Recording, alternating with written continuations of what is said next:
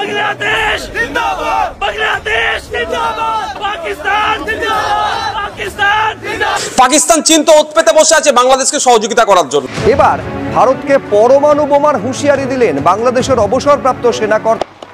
Atom বোমার ভয় দেখাবেন না, আপনি ব্যবহার করবেন, আমরা এখানে কলা চুষবো, এটা হবে না। এখান থেকে নিউক্লিয়ার বম লঞ্চ করা হবে।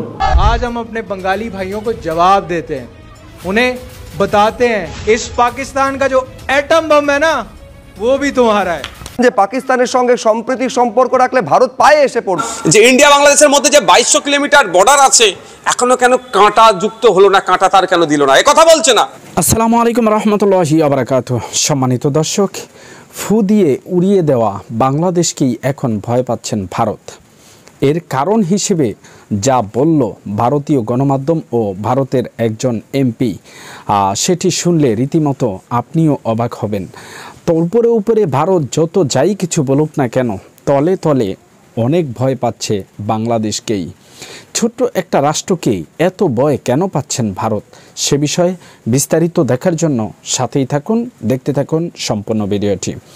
দর্শক, এরকম নিত্য নতুন ভিডিও পেতে হলে অবশ্যই চ্যানেলটিকে সাবস্ক্রাইব করে পাশে রাখা বেল বাটনটি অন করে দিবেন, তাহলে প্রত্যেক মুহূর্তের আপডেট নিউজগুলো পৌঁছে যাবে আপনাদের কাছে। তো দর্শক, লাইক দিয়ে দেখতে থাকুন সম্পূর্ণ ভিডিওটি। প্রথমেই আপনাদেরকে বলে রাখি, ভারত বাংলাদেশের সম্পর্ক সাবেক প্রধানমন্ত্রী শেখ হাসিনা 5ই আগস্ট দেশ ছেড়ে পালিয়ে যাওয়ার পর থেকেই যেন অবনতি ঘটতে শুরু করেছে। তার মধ্যে সমন্বয় কমিটি গঠন করা হওয়ার সাথে সাথে এবং অন্তর্বর্তীকালীন সরকার গঠন হওয়ার পরপরই আরও এই সম্পর্ক তীব্র থেকে তীব্রতর রূপ আকার ধারণ করে। তবে এবার সম্পর্কটা অন্যদিকে নিয়ে গিয়েছে ভারত নিজেরাই। তারা বাংলাদেশে আলু, পেঁয়াজ ও বিভিন্ন পণ্য সামগ্রী দেওয়া বন্ধ করে দিয়েছেন, বর্ডারকে আটকে দিতে বলেছেন এবং বাংলাদেশ ও ভারতের সীমান্তে কঠিন হুমকি পর্যন্ত দিয়েছেন। শেষ পর্যন্ত বিজেপি নেতা শুভেন্দ্রবাবু তিনি বাংলাদেশকে উদ্দেশ্য করে উদ্দেশ্যমূলক যে সকল বক্তব্য দিয়েছেন, বিশেষ করে সংখ্যালঘুদের উপরে বাংলাদেশের সাধারণ মানুষের নির্যাতনের কথা মিথ্যা বলি দিয়ে যেভাবে ভারতের সাধারণ জনগণকে উস্কে দিয়েছেন, এখন সেটার ভোগান্তির শিকার হচ্ছেন ভারত নিজেরাই। এবার ভারতে কঠিন আলোচনা ও সমালোচনা চলছেন। বাংলাদেশকে পরমাণু বোমা দিয়ে নিঃশেষ করে ফেলার মতো হুমকি পর্যন্ত দিয়েছিল ভারত। তবে সেই হুমকির পাল্টা হুমকি দিলেন বাংলাদেশের সাবেক সেনা কর্মকর্তা। তিনি কি পাল্টা হুমকি দিলেন? তিনি বলছেন যে অ্যাটম বোমার ভয় আমাদেরকে দেখাবেন না, অ্যাটম বোমা আমাদের কাছেও আছে।